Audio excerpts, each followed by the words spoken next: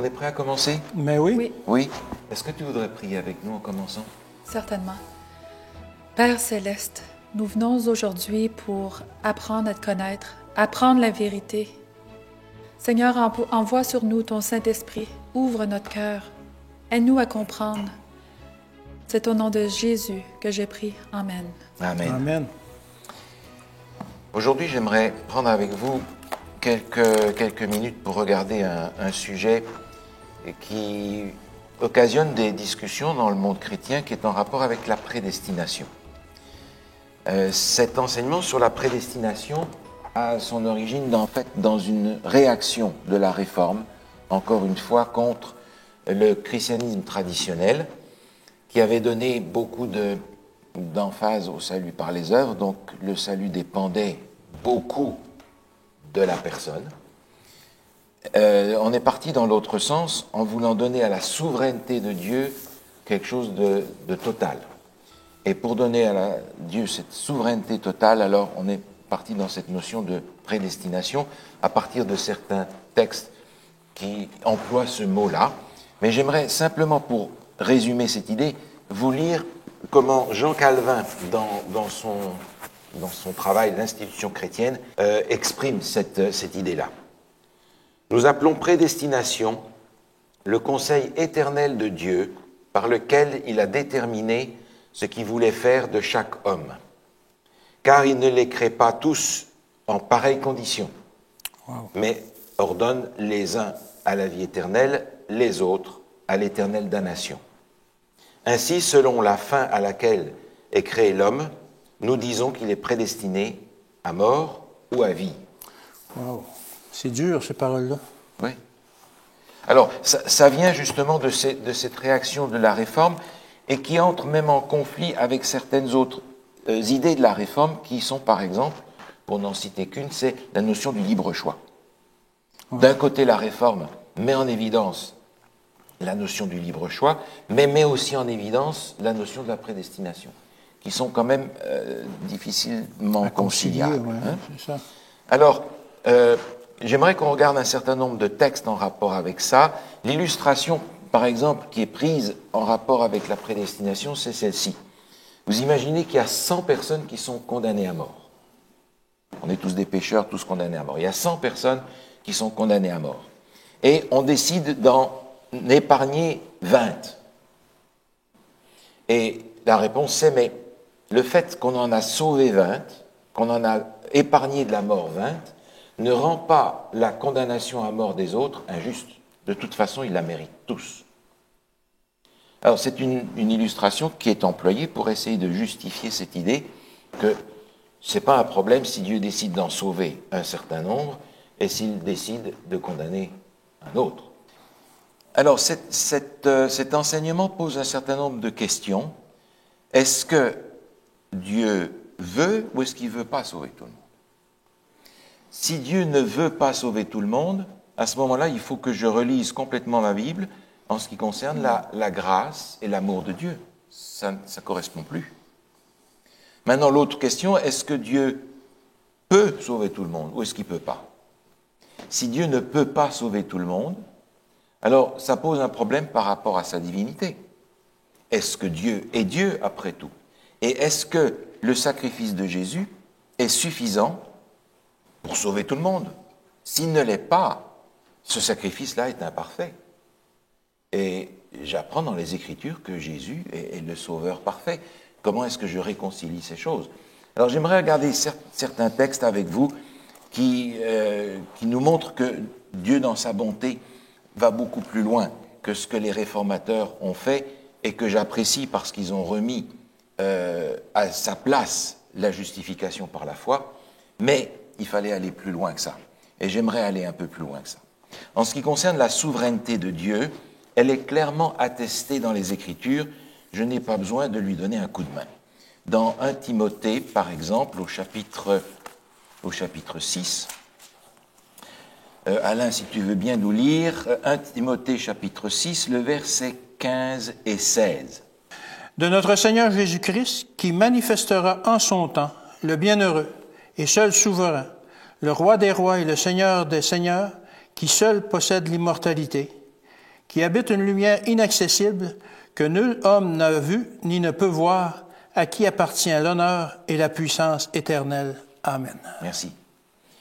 La souveraineté de Dieu est en fait attestée dès la première page des Écritures, quand Dieu est présenté comme le Créateur. Et qu'il est présenté dans notre texte par une traduction que je trouve très intéressante. Lorsqu'on a les 4 lettres du nom de Dieu, c'est traduit par l'Éternel. Et c'est ce qu'il est. C'est une forme du verbe être qui nous montre que c'est l'être qui est par définition. Donc je n'ai pas besoin d'aider la souveraineté de Dieu en condamnant des hommes. La souveraineté de Dieu est attestée par sa création, par la rédemption qu'il a mis en place. Maintenant, je ne peux pas non plus détruire la notion de libre choix chez l'être humain. Parce que si je détruis la notion de libre choix, je détruis automatiquement la notion d'amour. Je ne peux pas être obligé à aimer. C'est quelque chose que je choisis. Oui. On va lire quelques textes à ce sujet-là. Par exemple, Deutéronome chapitre 30. Deutéronome chapitre 30. Stéphanie, tu aimerais nous lire le verset 19 et 20, s'il te plaît? Oui. J'en prends aujourd'hui à témoin contre vous le ciel et la terre. J'ai mis devant toi la vie et la mort, la bénédiction et la malédiction. Choisis la vie, afin que tu vives, toi et ta postérité, pour aimer l'Éternel, ton Dieu, pour obéir à sa voix, et pour attacher à lui, car de cela dépend ta vie et la prolongation de tes jours, et c'est ainsi que tu pourras demeurer dans le pays que l'Éternel a juré de donner à tes pères, Abraham, Isaac et Jacob. Merci bien. Choisis la vie.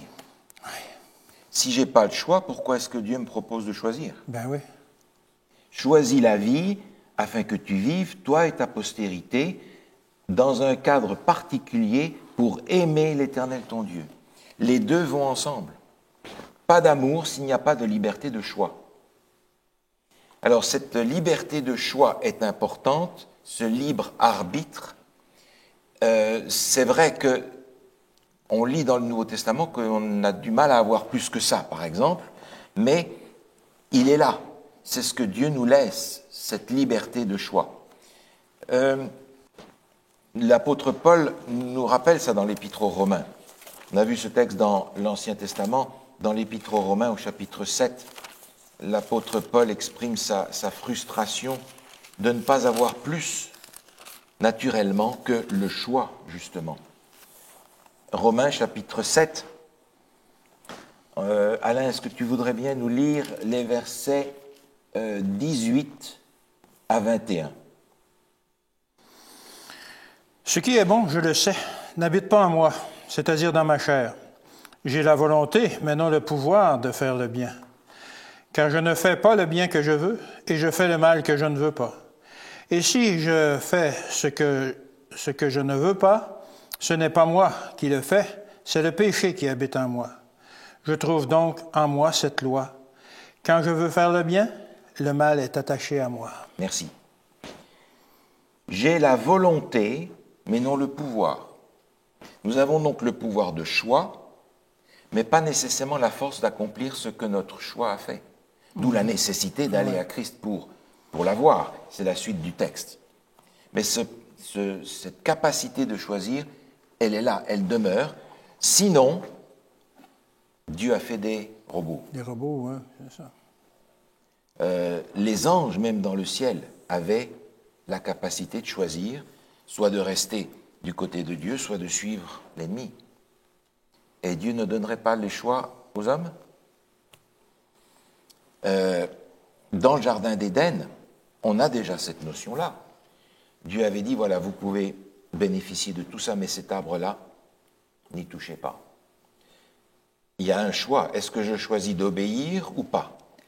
Mais Dieu est bon. Il nous donne le choix et nous explique aussi les conséquences. Exact.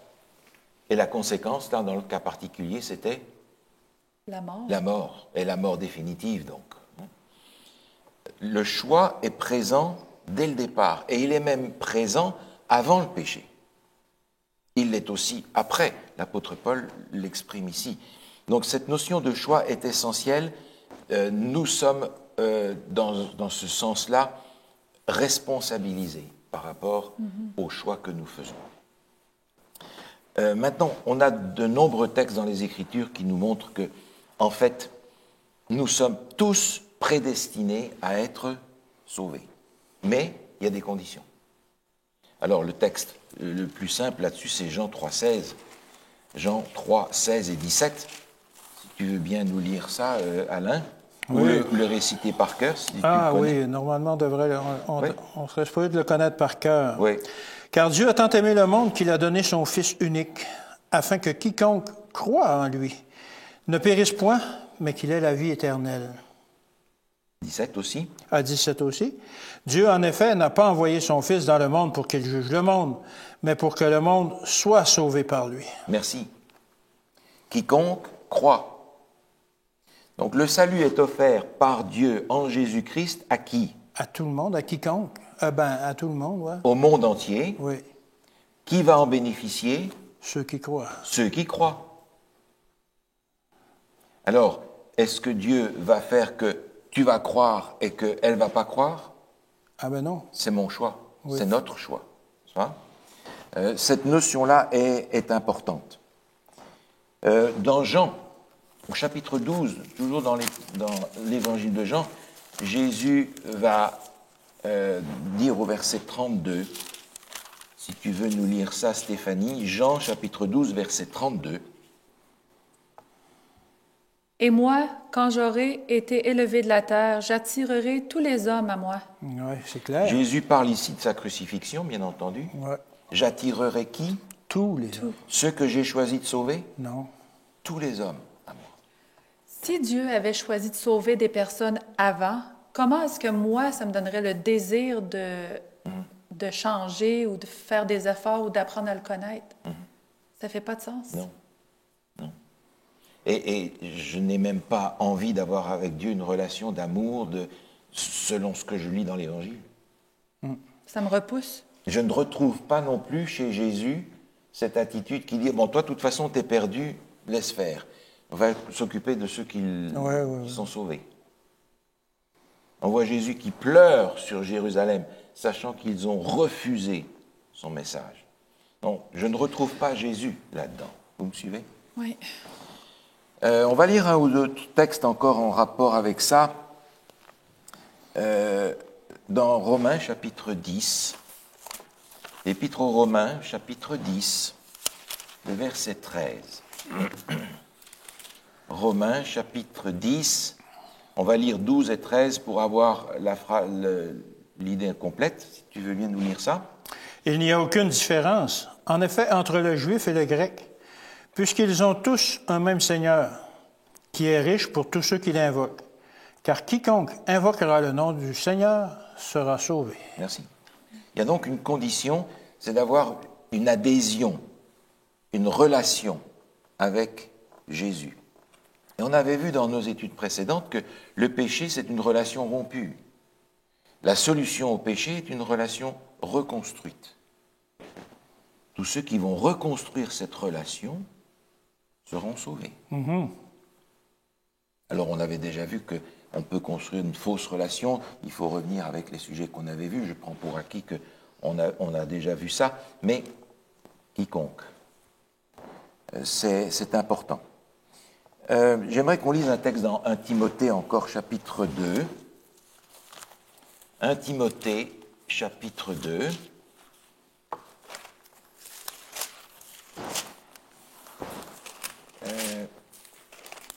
Stéphanie, est-ce que tu veux bien nous lire, s'il te plaît, le verset 3 à 6? Cela est bon et agréable devant notre Dieu, notre Sauveur, qui veut que tous les hommes soient sauvés et parviennent à la connaissance de la vérité.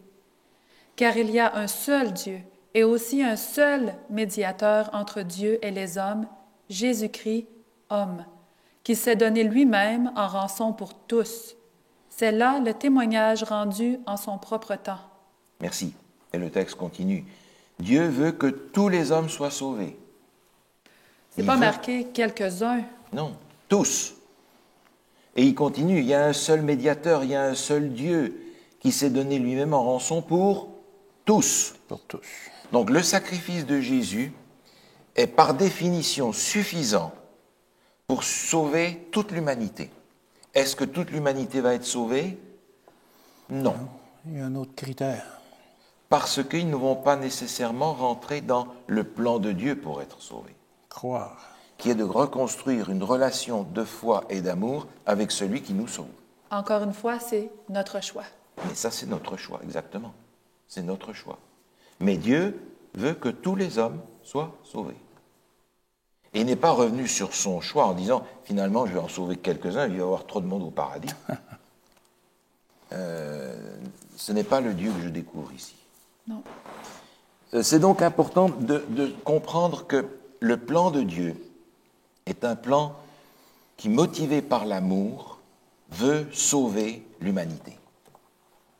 On n'arrive même pas sur le plan humain à comprendre cette prédestination par rapport à nos enfants. Imaginez une mère qui a 5, 6, 7 enfants et qui décide, « Ouh là là, on en a trop, on n'arrive pas à payer. Bon, je vais en liquider 3 ou 4, comme ça on pourra faire survivre les autres. » Même nous qui sommes des pécheurs et qui n'arrivons pas à aimer comme Dieu aime, on n'est pas capable de faire ça. On n'est pas capable de faire ça. Et Dieu serait capable de faire ça, lui? Difficile à comprendre. Une mère irait à se sacrifier pour ses enfants. Alors justement, une mère fera l'inverse. Exactement.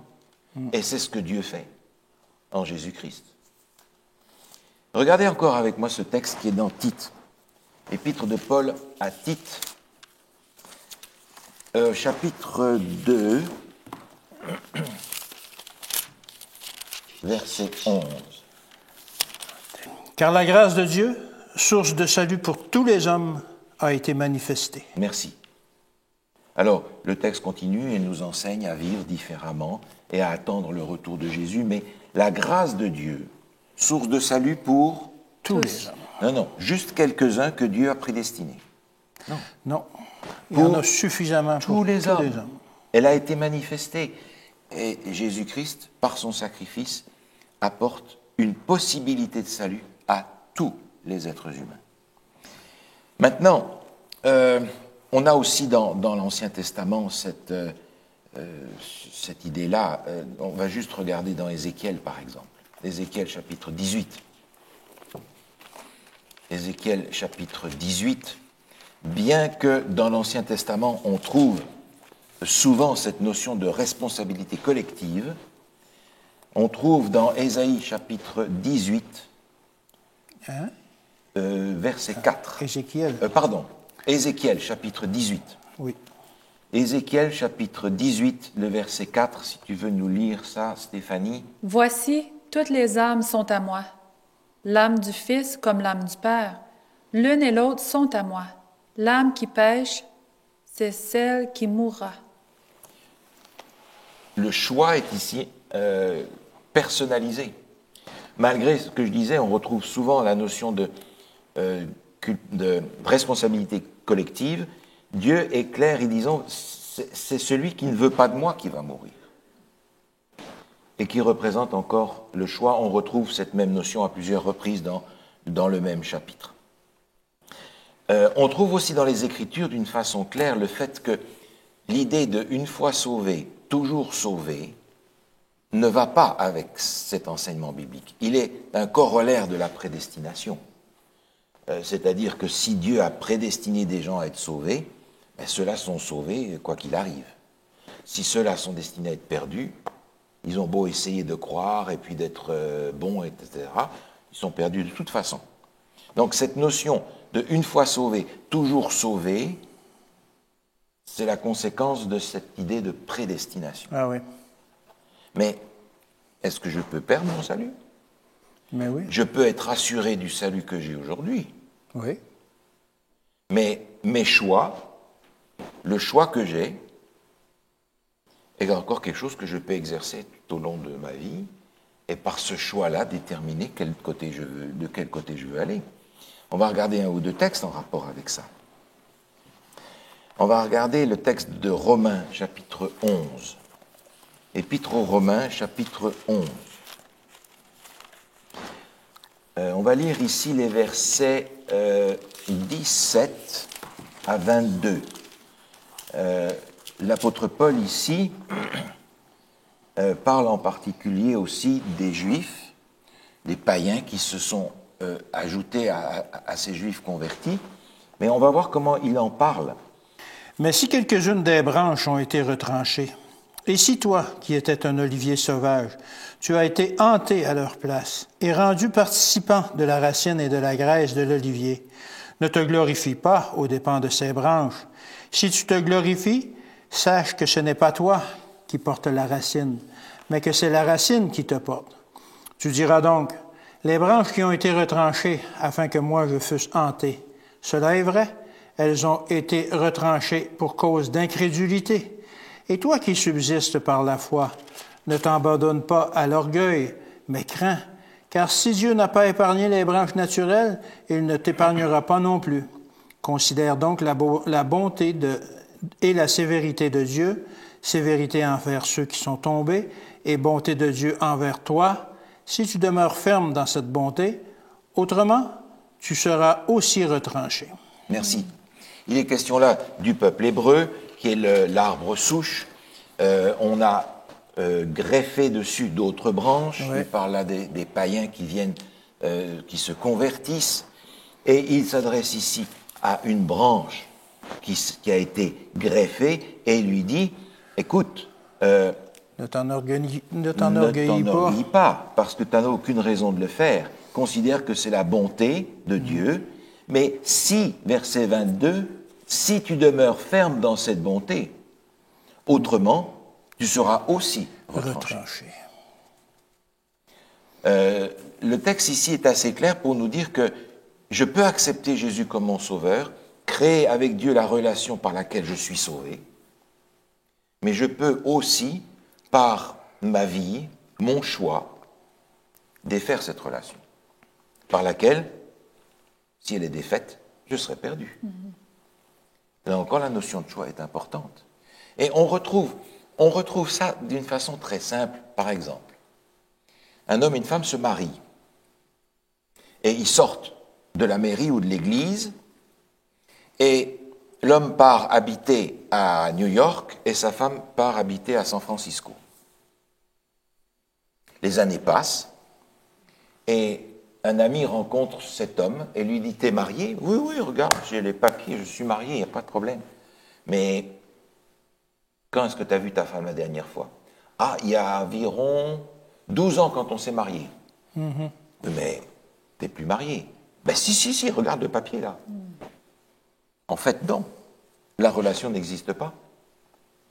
Alors, j'ai beau être inscrit sur un registre d'église, j'ai beau me dire « je suis croyant », si je n'ai pas persévéré dans cet engagement, je vais être tranché aussi. Comme les Juifs qui ont rejeté Jésus, eux étaient destinés à être sauvés, le peuple élu, mais le peuple élu a été retranché. C'est une question de relation. Une question de relation. Parce que c'est par la relation que je vais être sauvé. Et c'est dans cette relation que vont se développer foi et amour ensemble. Et on a vu précédemment que ce sont les deux éléments qui font fonctionner le plan du salut. Donc je peux déchoir de mon salut, je peux, par mon choix, par mon comportement, renier ce que j'ai accepté, je peux tomber, comme c'est si facilement pour nous d'ailleurs, dans l'inconséquence. Si je reste dans l'inconséquence, je vais en fait renier la théorie par ma pratique. Heureusement, dit la parole de Dieu, si quelqu'un pêche, nous avons un avocat auprès du Père. Mais si tu demeures ferme, si tu ne demeures pas ferme dans cette bonté-là, le choix sera dicté par ton comportement. Donc je peux déchoir de cela. Dans l'Apocalypse, on a aussi quelque chose en rapport avec ça, et c'est intéressant que ce soit dans le livre de l'Apocalypse, dans le livre de la Révélation et de la fin, chapitre 2, Le verset 5, c'est dans la première lettre que Jésus adresse à l'église d'Éphèse. Apocalypse chapitre 2, verset 5. « Souviens-toi donc d'où tu es tombé. Repens-toi et pratique tes premières œuvres. Sinon, je viendrai à toi et j'ôterai ton chandelier de sa place, à moins que tu ne te repentes. » Merci. À moins que tu ne te repentes. Alors, il s'adresse là à des sauvés, à des membres d'église, et il leur dit, mais vous avez oublié votre premier amour, vous ne savez plus, vous avez oublié votre expérience avec Dieu. Mais il y a une manière de s'en sortir, Repens-toi. la repentance. Si tu ne te repens pas, qu'est-ce que je vais faire? Je vais enlever le chandelier, c'est fini. Donc je peux perdre ce que j'ai acquis par la foi dans la grâce de Dieu. Un peu plus loin dans le livre de l'Apocalypse, dans le même chapitre en réalité, dans les lettres, au verset 10, c'est la lettre suivante, chapitre 2, verset 10. « Ne crains pas ce que tu vas souffrir. Voici, le diable jettera quelques-uns de vous en prison, afin que vous soyez éprouvés, et vous aurez une tribulation de 10 jours. Sois fidèle jusqu'à la mort, et je te donnerai la couronne de vie. » Merci. Sois fidèle jusqu'à la mort. Autrement dit, même ce qu'on avait vu dans le texte d'Hébreu, continue, persévère jusqu'à ce que, si tu ne persévères pas, tu vas déchoir du salut. On va souvent tomber, d'après ce que je comprends, on va souvent tomber, mais il faut se relever avec l'aide de Dieu. On a l'option de se relever et de continuer. On n'est pas parfait. Non. On est en marche. On est en marche. Et à la fin de chaque lettre, c'est adressé à celui qui Vaincra. Voilà, n'aura pas à souffrir la seconde mort.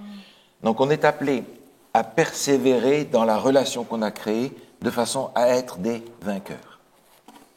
Celui qui. Et Dieu est bien conscient que ça ne sera pas nécessairement tout le monde dans cette Église-là ou dans l'époque que cette Église représente.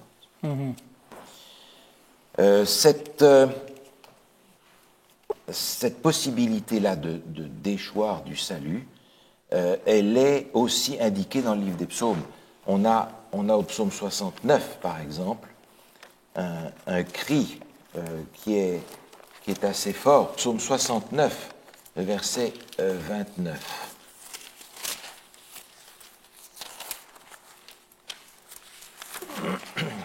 Psaume 69,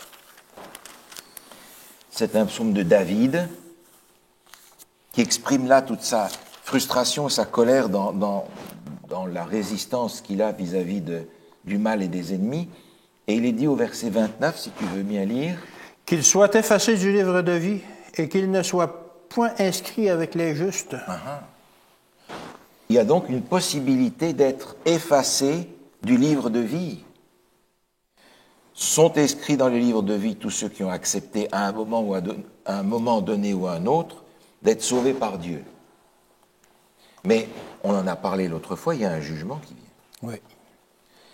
Si Dieu a prédestiné les choses déjà à l'avance, décidant qui est sauvé, qui est perdu, à quoi sert le jugement? C'est déjà fait. À quoi sert de persévérer? À quoi sert de persévérer? Dans l'Apocalypse, on a la même chose au chapitre 3. Revenez dans l'Apocalypse au chapitre 3, où la même idée se retrouve. Attention, on n'est pas inscrit dans le livre de vie d'une façon permanente. C'est au chapitre 3 et au verset 5. Tu veux nous lire ça? Celui qui vaincra sera revêtu ainsi de vêtements blancs. Je n'effacerai point son nom du livre de vie, et je confesserai son nom devant mon Père et devant ses anges. Merci. Il y a une possibilité que notre nom soit effacé du livre de vie. Et on faisait allusion précédemment à cette notion de jugement qu'on a dans le livre de l'Apocalypse, un peu plus loin, au chapitre 20. On va regarder ce passage, si vous voulez bien. Apocalypse chapitre 20, le verset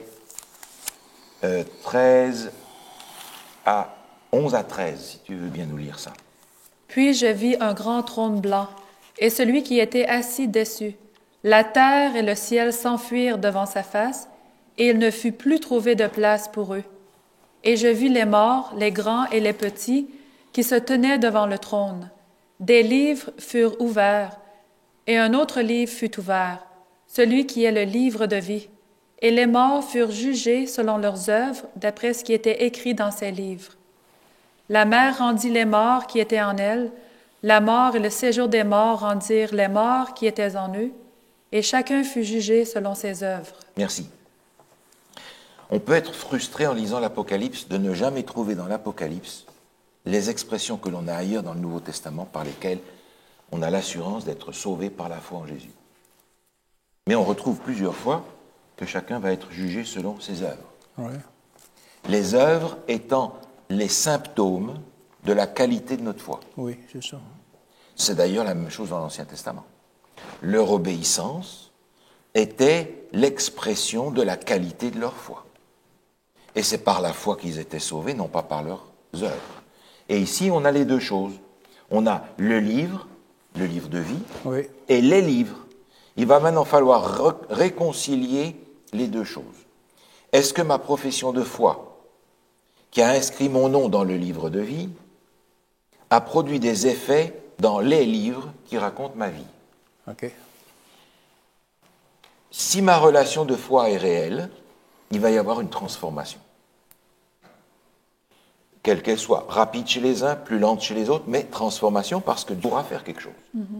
Mais si, dans ma vie, il n'y a pas cette transformation, alors Dieu va dire ce n'est pas une vraie relation, parce qu'aucune transformation n'a pu être accomplie. Ces œuvres vont donc être les symptômes, le moyen de juger la qualité de la foi, vraie ou fausse. Si tout est joué d'avance, sauvé ou perdu, tous ces éléments de jugement sont inutiles. Pourquoi est-ce qu'il y a un jugement? Oui. Pourquoi est-ce qu'il y a à ce moment-là un livre de vie? Il devrait y avoir un livre où Dieu choisit tous les sauvés, un livre où Dieu choisit tous les perdus, Oui. et pas de jugement, c'est fini. Ben non, pas besoin. Mais ce n'est pas ce que je trouve dans les Écritures, n'est-ce pas? C'est différent. Oui. Alors, il y a plusieurs choses qui, dans le texte biblique, nous montrent que l'amour de Dieu et sa puissance, sa divinité, permet le salut de tous les êtres humains. Tous sont appelés. Autrement dit, nous sommes tous élus, tous prédestinés à être sauvés. Et ça, c'est quelque chose qui est très encourageant pour moi. Ah mais oui. Oui. Ah oui. Ah oui. Parce que je ne peux jamais dire c'est fini, je suis fichu. Oui. La grâce est toujours accessible. Et on va regarder un texte maintenant dans 1 Pierre chapitre 2, qui est important là-dessus. 1 Pierre 2, versets 9 et 10. Vous, au contraire, vous êtes une race élue, un sacerdoce royal, une nation sainte, un peuple acquis, afin que vous annonciez les vertus de celui qui vous a appelé des ténèbres à son admirable lumière. Verset 10 aussi. Vous qui autrefois n'étiez pas un peuple et qui maintenant êtes le peuple de Dieu, vous qui n'aviez pas obtenu miséricorde et qui maintenant avez obtenu miséricorde. Merci. L'apôtre Pierre ici s'adresse à des chrétiens de deuxième génération qui ont un complexe d'infériorité dans leur marche spirituelle parce qu'ils disent, voilà, le peuple élu, c'était les Juifs. Heureusement qu'ils ont refusé parce que sinon, nous, on ne serait pas entrés en scène. Et l'apôtre Pierre leur dit, non, non, non. Il reprend ici les expressions qui sont dans Exode chapitre 9 par rapport au peuple hébreu. Il dit, voilà, vous êtes la race élue, le sacerdoce royal, la nation sainte, le peuple acquis. Dieu avait prédestiné effectivement le peuple hébreu à être sauvé, à faire connaître Dieu et son plan du salut au reste de l'humanité. Eux, ils ont compris ça comme étant chasse gardée. Il va donc falloir que quelqu'un d'autre fasse le travail. Les chrétiens, qui ne sont pas des chrétiens de deuxième catégorie, parce qu'ils sont considérés par Dieu avec autant d'importance que l'a été le peuple élu, la race élue, le peuple acquis. Et encore une fois, ce peuple que Dieu s'était acquis et que Dieu avait élu, il a été déchu. le voile s'est déchiré. Le peuple a dit d'ailleurs que ce sang retombe sur nous et sur nos enfants. Oui.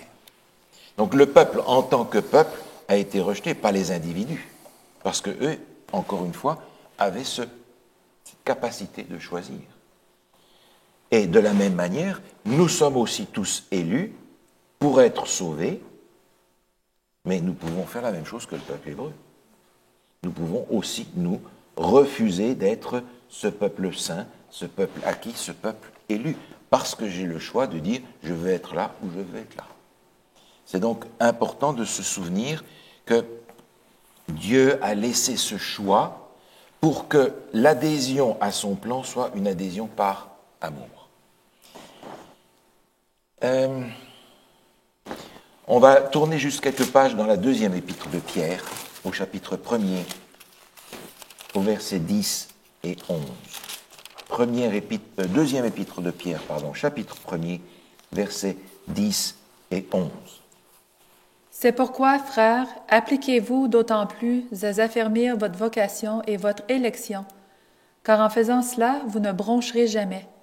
C'est ainsi, en effet, que l'entrée dans le royaume éternel de notre Seigneur et Sauveur Jésus-Christ vous sera pleinement accordée. Merci. Appliquez-vous à affermir votre vocation et votre élection. Vous pouvez l'avoir, mais ne pas vous en occuper, la laisser tomber en ruine, et par conséquent, l'entrée dans le royaume des cieux ne vous sera pas largement accordée. Affermissez cette vocation et cette élection. Elle est pour tous. J'aimerais prendre un texte dans l'Épître aux Romains, justement, qui est souvent utilisé partiellement pour défendre cette notion de prédestination. Romains, chapitre 8. On va lire les versets 28 et 29. Romains 8, 28 et 29, si tu veux bien nous lire ça. Nous savons du reste que toute chose concourt au bien de ceux qui aiment Dieu, de ceux qui sont appelés selon son dessein. Car ceux qu'il a connus d'avance, il les a aussi prédestinés à être semblables à l'image de son Fils, afin que son Fils fût le premier-né entre plusieurs frères. 30. Et ceux qu'il a prédestinés, il les a aussi appelés. Et ceux qu'il a appelés, il les a aussi justifiés. Et ceux qu'il a justifiés, il les a aussi glorifiés. Merci. On a ici dans ce texte, je crois, une explication très simple de ce problème de la prédestination. Au verset 29, il nous est dit « Ceux qu'il a connus d'avance, il les a aussi prédestinés. » Dieu connaît tout le monde à l'avance. Mais ce n'est pas parce que Dieu nous connaît à l'avance que notre sort est déterminé par lui. Il sait quel va être notre choix, parce qu'il connaît la fin dès le commencement. Mais le fait que Dieu est omniscient ne fait pas de nous des robots. Je vais vous donner un exemple. Oui. Juste une oui, petite parenthèse. Mais oui. Au verset 30, « Et ceux qu'il a prédestinés, il les a aussi appelés. Oui. » Donc, il y avait quelque chose à faire par ceux qui ont été prédestinés. Si on revient comme tout à l'heure, tous ont été prédestinés, mais maintenant, ceux qui ont été prédestinés, il les a aussi appelés, donc ils devaient répondre. Oui, exactement. Ils devaient répondre. Et en fonction de leur réponse, le reste du plan du salut leur est appliqué. Ils ont été justifiés, etc., glorifiés. Donc cette notion de prédestination, elle est à comprendre, comme ce texte nous le montre clairement, comme non pas un déterminisme, mais une prescience de Dieu. Et je voulais vous donner un exemple que j'ai vécu il y a déjà longtemps. J'étais dans un camp de jeunes, j'étais un moniteur de camp de jeunes, et les jeunes étaient dehors, on était les moniteurs avec le directeur du camp, et on avait une réunion de travail pour les activités, organiser les choses alors que les jeunes étaient dehors. Et pendant qu'on travaillait, le téléphone a sonné, on a demandé à parler au directeur du camp, et à l'autre côté du téléphone, il y avait le père d'une des jeunes filles du camp qui était là, qui lui a dit, écoute, je suis parti pendant le camp en vacances avec ma femme, on a eu un accident. Elle est décédée dans l'accident. Alors, c'était l'émoi dans l'équipe. Et j'ai entendu le directeur du camp qui expliquait ça donc à tous les moniteurs, et moi j'étais appuyé contre la fenêtre. Et de la fenêtre, je voyais tous les jeunes qui étaient là. Et j'ai vu cette jeune fille. Elle était en train de rigoler, de s'amuser avec les autres. Elle avait du plaisir dehors. Et j'ai vu cette jeune fille, je me suis dit, dans un moment, elle va pleurer toutes les larmes de son corps. Je le savais d'avance. Est-ce que c'est parce que je le savais qu'elle allait pleurer? Non, non. Non. Je le savais d'avance parce que les circonstances ont été telles que. Mais ce n'était pas un déterminisme parce que je le savais qu'elle allait pleurer. Avec Dieu, c'est la même chose. Dieu sait quel choix je vais faire. Et même quand Dieu sait que je vais faire des mauvais choix, il est encore là pour me pardonner tout le long du chemin, chaque fois que je reviens à lui. Je suis prédestiné à être sauvé parce que Dieu veut sauver tous les hommes. Et il sait d'avance qu'il ne va pas vouloir. Oui. Il le sait d'avance. Mais ce n'est pas parce qu'il le sait qu'ils seront perdus. C'est parce qu'ils seront perdus qu'il le sait. Oui. Et c'est là toute la différence qu'il y a dans l'utilisation de ce vocabulaire prédestiné, qu'il faut comprendre dans le sens de prévu, vu à l'avance, connu d'avance. Oui. Dieu nous connaît d'avance. Et malgré tout ce qu'il connaît de nous, il veut nous sauver. Il veut sauver tous les êtres humains. Là, s'étend la véritable dimension de la souveraineté et de la grâce de Dieu. Cette dimension-là, on la retrouve dans d'autres textes, dans Romains chapitre 9, dans les versets suivants. On n'a pas le temps peut-être de les prendre maintenant. On le retrouve aussi dans des expressions de l'Ancien Testament, comme par exemple, Dieu a endurci le cœur de Pharaon. Ah, c'est Dieu qui a prédestiné Pharaon. Sur les 7 fois où une expression semblable est utilisée, la dernière dit « Pharaon a endurci son cœur ». Et je peux comprendre que l'action de Dieu dans notre vie peut nous amener à prendre une décision qu'on n'aurait pas prise si rien ne s'était passé.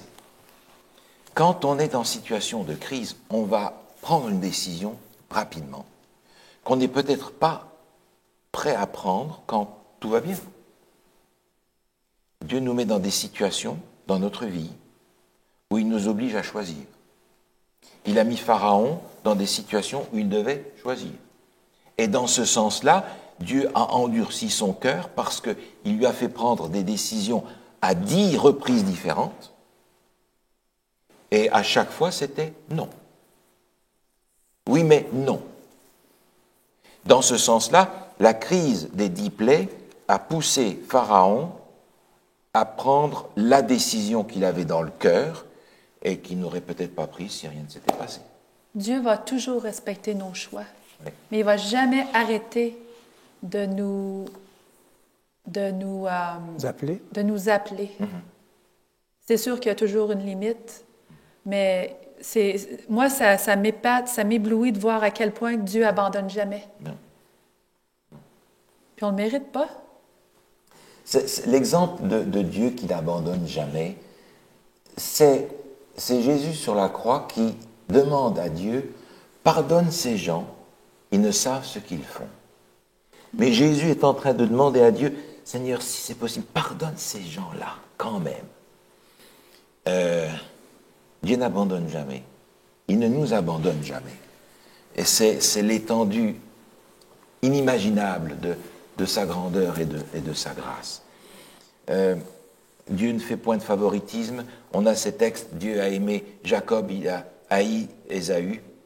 Mais est-ce qu'il les avait prédestinés l'un et l'autre? Non, il a vu, il savait d'avance que celui-là rejetterait l'alliance, que celui-là accepterait l'alliance. Et il a travaillé avec lequel? Avec celui qui a choisi l'alliance. Est-ce qu'ils étaient déterminés, cloués dans une situation incontournable pour eux? Non, mais Dieu savait à qui il avait affaire. Et Dieu sait à qui il a affaire avec nous. Et je me réjouis de ce que le Seigneur sait d'avance et agit d'avance pour que j'ai le plus possible de chance dans ma vie de me rendre compte qu'il m'appelle aussi à être sauvé. On va regarder peut-être un dernier texte dans l'Épître aux Romains au chapitre 10. Romains chapitre 10, le verset 8 à 13. Que dit-elle donc? La parole est près de toi, dans ta bouche et dans ton cœur. Or, c'est la parole de la foi que nous prêchons. Si tu confesses de ta bouche le Seigneur Jésus, et si tu crois dans ton cœur que Dieu l'a ressuscité des morts, tu seras sauvé. Car c'est en croyant du cœur qu'on parvient à la justice, et c'est en confessant de la bouche qu'on parvient au salut. Selon ce que dit l'Écriture, quiconque croit en lui ne sera point confus. Il n'y a aucune différence, en effet, entre le juif et le grec, puisqu'ils ont tous un même Seigneur, qui est riche pour tous ceux qui l'invoquent. Car quiconque invoquera le nom du Seigneur sera sauvé. Merci, c'est le texte qu'on a lu tout à l'heure. Ici, les versets qui précèdent. Si tu confesses de ta bouche, si tu crois de ton cœur, harmonie entre les deux, alors à ce moment-là, tu seras sauvé.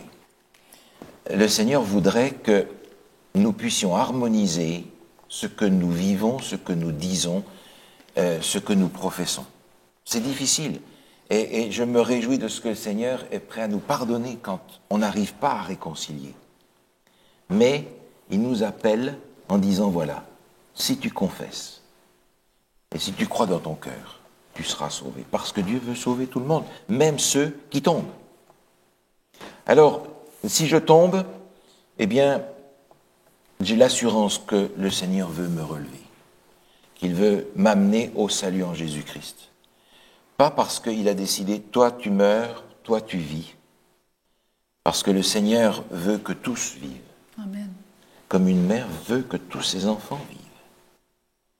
Et dans ce sens, même les plus durs, même les plus éloignés de Dieu, même les plus méchants, sont aussi appelés à être sauvés. Et je m'encourage en me disant, si Dieu a réussi à sauver quelqu'un comme Nebuchadnezzar, qui avait une tête dure comme on ne peut pas imaginer, dans le livre de Daniel, Oui.